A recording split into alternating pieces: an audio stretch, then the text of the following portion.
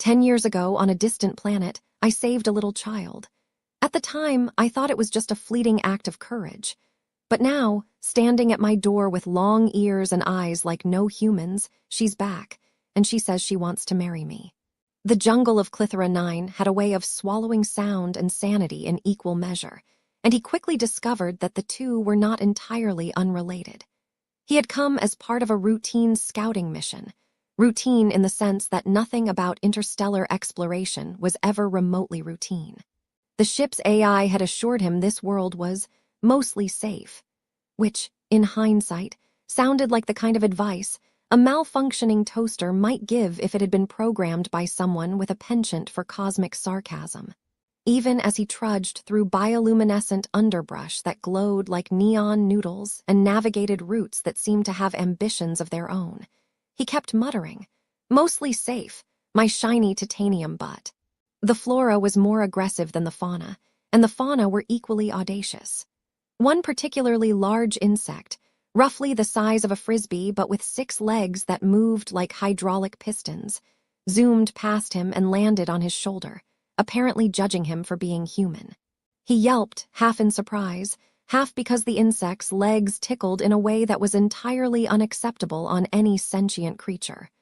"I do not consent," he told it, waving a gloved hand, which only seemed to amuse the creature. It chirped something that sounded suspiciously like laughter, and then vanished into the canopy with a precision that made him reconsider whether humans had the monopoly on mocking grins. It was then, amidst this chaos of glowing leaves and judgmental insects, that he saw her. The child was perched on a root that jutted from the ground like a jagged stair to nowhere, hugging a strange, crystalline fruit to her chest. She had ears longer than most adult Clitherans, tapering gracefully like carved ivory, and a pair of eyes that held a depth of curiosity, terror, and defiance all at once. She watched him as if he were some new exhibit in her private museum of disasters, one that could either fascinate or horrify her depending on his next move. He froze. Not because he was paralyzed with fear, though the thought of getting eaten by anything larger than a bread box did cross his mind, but because something in her expression tugged at the fragment of heroism he hadn't realized had been preserved under layers of sarcastic detachment and mismanaged adulthood. "Hey, kid," he started, waving awkwardly. His voice came out squeakier than he intended, which he instantly blamed on the planet's gravity, his nerves, or perhaps a combination of the two. "Do you need help?" The child tilted her head, the kind of tilt that humans reserved for cats and conspiracy theorists, then blinked once. Her response came not in words, but in a shriek that might have been a scream if it weren't entirely melodic, like someone had compressed a choir into a single, perfectly tuned note. He took a step closer, only to trip over a root that had clearly been placed there in conspiracy with gravity itself. He fell face first into a puddle of neon blue slime that smelled faintly of peppermint and regret. "Perfect," he muttered, spitting out slime while glancing at the child. She didn't run. She didn't laugh. Well, maybe she did a little. But mostly, she observed him with the patience of someone who had already judged his entire species and found it mildly disappointing yet entertaining. "Okay," he said finally, standing up, wiping the slime off his jacket with an attempt at dignity that mostly failed. "Let's try this again. I come in peace. I bring snacks. I don't look. I just want to help you. I'm very bad at this, but good intentions, yes." The child's ears flicked slightly, a gesture he interpreted as skepticism. Or perhaps she was swatting an invisible mosquito. Either way, he proceeded. Over the next few hours, he discovered that rescuing an alien child was simultaneously simpler and more complicated than he had imagined. Simpler, because she wasn't running into every dangerous creature she could find with the reckless abandon of a human toddler. More complicated, because her survival instincts were so sharp, they bordered on theatrical. A tree root might twitch ominously, a leaf could shift malevolently, and she would react as if a small army of carnivorous creatures were about to spring from it. He learned quickly that Clithera 9 wildlife had a flair for drama and timing, much like the child, who darted ahead in sudden bursts and then hid behind him with such impeccable timing that he frequently stumbled into trouble while trying to keep pace. There was one moment in particular that would haunt, or amuse, him for the next decade. He had spotted what he thought was a simple fruit-bearing bush, glowing with the gentle promise of edible sweetness. He reached for a fruit, muttering, "Finally, something I don't need a manual for," only for the bush to shudder violently and release a swarm of luminescent spines that stuck to his clothing, the flesh of the fruit still untouched. The child watched from behind a cluster of twisting ferns, giggling in a way that echoed through the jungle like wind chimes being tickled by cosmic fingers. "You humans," she said, in a voice that he recognized as alien but somehow perfectly clear in meaning, "are hopeless." By the time he finally managed to herd her toward what he hoped was safety, he realized he was hopelessly entangled in vines, slime, and glowing insects, carrying a child who alternated between clinging to him and attempting to climb the trees like a tiny, very judgmental spider. At one point, he tripped again, landing on his back, staring up at her amused face. "You could help," he muttered. She wrinkled her nose, and it was difficult to discern whether she found him pathetic, humorous, or both. Eventually, they stumbled upon a clearing where her people, tall, elegant figures with ears similar to hers but longer, draped in fabrics that seemed to shimmer and shift color depending on perspective, emerged cautiously. The tension that had gripped the moment melted slightly as they observed the child and the exhausted human. He offered a trembling bow. "Hello," he said. I was just trying to, rescue her. Mostly. I didn't eat any of the local wildlife, promise. Also, I may have inadvertently broken a few branches, and..." A hand lifted from the group, and one of the elder aliens, ears adorned with ceremonial ornaments that clinked like tiny bells, spoke. Their words were soft, musical, and carried an authority that made him wish he had paid attention to interstellar etiquette manuals. Fortunately, the child decided the situation could be handled with humor, pressing herself against his side and whispering a single word that sounded like a chirp and a giggle combined. Somehow he understood. "You didn't completely fail." And so, amidst laughter, scolding glances from elders, and a jungle that hummed like a cosmic refrigerator on low power, he handed the child back into the safety of her people. She turned back once, eyes sparkling, ears flicking with the kind of mischief that suggested she might already be plotting some future chaos, or perhaps judging his continued incompetence. He waved awkwardly, hoping he hadn't embarrassed himself too thoroughly. She waved back, and he swore he caught the faintest smirk. As he made his way back through the glowing undergrowth to his ship, he muttered, "Well, that was memorable." A vine reached out, snagging his sleeve as if the jungle wanted to keep him for a sequel. He shook it off. "Mostly safe, right?" he said to the night, laughing despite the exhaustion, the slime, and the lingering embarrassment. Somewhere deep in the foliage, the child's laughter echoed back, a reminder that even in the strangest corners of the galaxy, small acts of courage could resonate far longer than any human mind could predict. Little did he know, that mischievous child, with ears too long for her own good and a grin that suggested intergalactic trouble was fun, would someday return, not as a child clinging to his shoulder, but as someone who would completely turn his carefully mundane life upside down. He was halfway through reheating a sad, gray rectangle of last week's lasagna when the knock came. Not a polite, "Hello, neighbor" knock, but a deliberate, almost cinematic thud that rattled the door frame and made him spill coffee down the front of his shirt. "Right," he muttered, glancing at the clock. 8:43 p.m. Not too late for a neighbor, not too early for a home invasion. Somewhere in the back of his mind, the residual adrenaline from 10 years ago, gloriously wasted on alien insects and sticky blue slime, gave a little tingle. He opened the door, fully expecting someone to either mug him or deliver a package with an apology for being late. Instead, she stood there. Taller than any human he had ever met, impossibly elegant, yet there was something undeniably familiar in the mischievous glimmer of her eyes. Her ears, long and graceful, framed a face that seemed both human and otherworldly, with pale skin that caught the streetlight in subtle shades of blue and silver.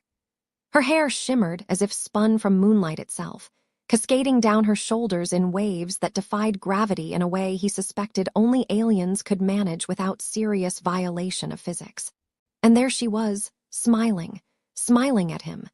That smile carried the weight of 10 years of memories, mischief, and some cosmic joke he wasn't entirely ready to understand. "I remember you," she said, her voice melodic but teasing, like she had rehearsed this line for decades just to annoy him. "You were terrible at rescuing me, you know." He blinked. "Excuse me? You don't remember? Oh, come now." Tripping over roots, getting stuck in slime, and being scolded by my entire village for being human and clumsy. You were memorable. She tilted her head, ears flicking in amusement. "I think they called it heroic incompetence." He coughed a little too loudly, probably because he was laughing and panicking at the same time. "Right, that was me. Heroic incompetence. Sure, totally intentional." He wiped his hands on his shirt, aware that last week's lasagna was now a stylish addition to the ensemble. "So, you're here now, and taller, and human-sized." Her laugh was soft, musical, and filled with the kind of amusement that could simultaneously warm a room and make someone feel completely ridiculous. "Yes," she said simply, "and I'm here for you." He nearly dropped the door hinge in shock. "Wait, did you just—" He caught himself. "You mean like visit or abduct?" "No abductions," she said, stepping inside as if the concept of permission was flexible and negotiable with humans. "Mostly visit, but also," her eyes twinkled, and she added almost conspiratorially, "I intend to marry you."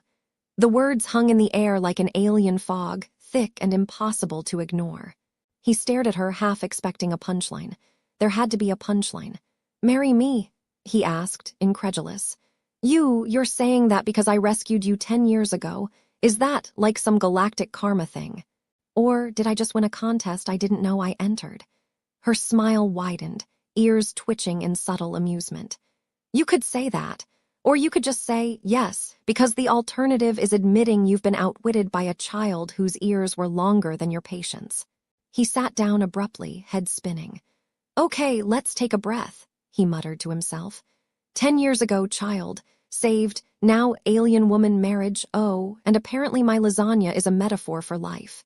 She perched on the edge of his sofa with a grace that defied human ergonomics, her long ears flicking as if they had a mind of their own. "You're still amusingly clumsy," she observed, brushing a non-existent speck of dust from her shimmering gown. Or maybe it was a robe. He couldn't quite tell. "But your heart, that hasn't changed." He blinked at her. "My heart? Oh no, don't tell me you're into that sort of thing, galactic alien romance. I don't even know how to respond." Her smile was infuriatingly patient. "Relax, human. I didn't come to interrogate. I came to see you." She leaned back, folding her long, elegant fingers together. "And maybe remind you that kindness has consequences, some of which involve someone with very long ears deciding your life is entertaining enough to participate indirectly." He groaned, massaging his temples. "So, wait, do aliens typically just declare marriage after a decade? Is this customary, or am I some kind of galactic punchline?" "Depends on the species," she replied, tilting her head, "and your species apparently provides excellent entertainment." She laughed again, musical and teasing. "You were awful at rescuing me, but charmingly so. Some things never change." He tried to respond, but only managed a cough that sounded like a small rocket taking off. "So, you remember me, all of me, every embarrassing moment." Her eyes twinkled dangerously. "Especially the embarrassing moments. I have excellent memory." She leaned closer, conspiratorial now.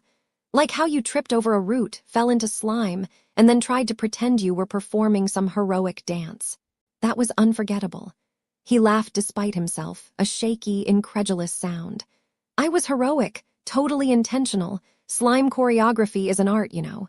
"Sure," she said, mock solemnity in her tone, "an art that humans are historically terrible at. But points for effort." The next few hours blurred into an unusual mix of laughter, awkward introductions, and stories of 10 years lived apart across light years and gravity wells. She told him about her education, her travels, and the bizarre customs of her world, including festivals where gravity fluctuated at random intervals, pets that could temporarily phase through walls if offended, and desserts that refused to be eaten unless complimented sincerely. He listened, occasionally spilling coffee, tripping over his own feet, or forgetting what Earth Day it was. She laughed at all of it, teasing him mercilessly, but in a way that made him feel seen, truly seen, for the first time in years. Somewhere in the middle of a story about a floating festival cake that had nearly floated off the edge of her city's observation platform, he realized that this woman, this alien, long-eared, impossibly radiant woman, was here for reasons far beyond nostalgia. She had chosen him. 10 years ago, he had acted with the clumsy courage of someone who didn't know better. Now, she returned with intent, with humor, and with a cosmic sense of mischief that mirrored his own failures and triumphs. They argued, joked, and shared awkward cultural faux pas late into the night, each misunderstanding tempered by laughter. At one point, he attempted a human handshake. She offered a ceremonial Clitheran greeting instead, and both ended up in a heap of awkward limbs and laughter. At another, he attempted to cook for her, resulting in smoke alarms blaring, the fire suppression system hissing, and her leaning over to whisper. I promised myself I would never interfere in Earth kitchens, but clearly I have no choice. By the time the night deepened, and the city lights flickered against the black velvet of space, the tension had dissolved into something rare. A bond stitched together with humor, history, and the unspoken thrill of interstellar absurdity. He still couldn't fully process the notion that the child he had rescued had grown into this formidable, teasing, radiant woman, declaring marriage, and bringing with her the strange, delightful chaos of an entire alien civilization. And yet, as she rested her hand lightly on his shoulder, long ears brushing gently against his cheek, he realized something terrifying and wonderful. He was, against every expectation, looking forward to tomorrow. Because tomorrow promised more alien jokes, more accidental cultural faux pas, and perhaps even the strange, unpredictable, unearthly adventure of a human being entangled in the life of a woman who had once been a child clinging to his shoulder. And now was the architect of his heart, galactic mischief, included. The morning arrived with a peculiar sort of gravity, the kind that made even the city's skyline look like it was leaning just slightly toward the horizon, as if the universe itself was curious about what would happen next. He woke to the faint hum of her presence, ears twitching gently in the sunlight that filtered through the blinds. There was a quiet authority in the way she moved through the apartment, handling objects that somehow obeyed her without question. A spoon hovered midair until she twisted her wrist, tea poured itself precisely into a cup, and a small holographic bird chirped mockingly at him from the windowsill, clearly judging his pajama choice. He sat up slowly, realizing that 10 years of human routine suddenly felt absurd. He was living in the aftereffects of a single act of impulsive heroism, now magnified by a decade and stretched across stars and species. He blinked at her, noting how effortlessly she carried both her alien heritage and a playful, intimate familiarity with him. Her long ears flicked as if responding to his thoughts, or perhaps she just had better reflexes than any human should have been capable of understanding. "Morning," she said, in a voice that suggested amusement and mild exasperation all at once. "You sleep like a human who doesn't know what's about to happen." He groaned. "And you move like someone who thinks the universe is their personal prop department." She laughed, a sound that floated through the apartment like light through mist. "Touché, but you've changed too." He paused, squinting at her. "I have." "Absolutely," she said, leaning against the doorway with the faintest tilt of her head, ears angled like satellite dishes, catching the smallest nuance of mood. I don't know, stopped panicking every time an alien plant sneezes. You're marginally better at coffee, and your sarcastic commentary has actually improved. Some growth is impressive." He rolled his eyes, but a smile tugged at his lips despite himself. "I'll take that as a compliment, mostly because I'm still processing the part where you—" He gestured vaguely at the room, the floating tea, the holographic bird, and her confident poise. "Decided I should be married by galactic decree." Her smirk widened. "Mostly because it was the obvious choice. You rescued me. You survived slime, gravity-defying bugs, and my judgmental glare. Honestly, you're lucky I'm forgiving." Over breakfast, or rather, Breakfast as it existed now in the same room where gravity, logic, and cultural norms had become entirely optional. He realized just how much he had grown. The timid, slightly bumbling man who had tripped over roots and been scolded by a village of alien elders had transformed, not because he had learned to be perfect, but because he had learned to trust in the value of action, even imperfect action, and to find humor in the chaos of life. He had grown comfortable with unpredictability, with a universe that didn't always make sense, and with a presence that refused to be ignored or contained. The morning gave way to afternoon, which in turn gave way to a cascade of minor misadventures that left him alternately exhausted, laughing, and marveling at the sheer improbability of existence. They went to register their intention to marry at the Embassy of Clitheron Affairs, a structure that seemed to defy architecture itself, with corridors looping impossibly and light bending around corners, as if the building had opinions about space-time. He tripped over a levitating railing while she glided beside him effortlessly, teasing, "I see you still insist on proving gravity's superiority." In the embassy, humans were rare and treated like exhibits. He noticed the subtle differences in how species interacted, how gestures carried centuries of tradition, and how humor was the unspoken bridge between worlds. He learned quickly that laughter could smooth misunderstandings faster than any translator, and he applied it liberally, cracking jokes about interstellar fashion, gravity malfunctions, and alien bureaucracy. She laughed at all of it, and he felt an unfamiliar but comfortable sensation of partnership, as if they were co-pilots navigating the absurd and infinite expanse of life together. The ceremony itself was a blend of hilarity and solemnity. She insisted on including a minor ritual where he had to eat a floating confection that had a tendency to evade him unless he complimented it sincerely. He flailed, she laughed, the officiating elder shook their head, and eventually, through a combination of improvisation and sheer luck, the dessert surrendered to his mouth. When she finally took his hand, her touch light, confident, and grounding, he realized that this was the culmination of a journey that had started a decade ago with a single act of impulsive bravery, one that had rippled through time and species in ways he could never have predicted. Afterward, they returned to his apartment, where the city lights blinked against the sky in a cosmic commentary of amusement. He noticed how she integrated seamlessly with his world, finding humor in his mundane rituals, gently correcting his misunderstandings, yet never diminishing the life he had built. He found himself reciprocating, teasing her about interstellar oddities, laughing at her occasional exasperation at human inefficiency, and marveling at how easily they could exist in the same space without diminishing either of them. Days turned into weeks, and their routine became a tapestry of interstellar culture, domestic quirks, and laughter. He learned to cook meals that didn't ignite fire alarms. She learned to appreciate Earth coffee despite its stubborn mediocrity, and together they navigated the unexpected challenges of a life that now bridged two worlds. He discovered that courage didn't always roar.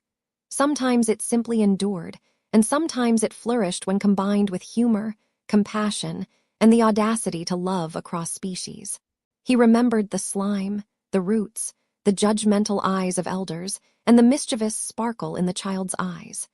And he realized that those moments of clumsy heroism had not only saved a life, they had created a future he could never have imagined.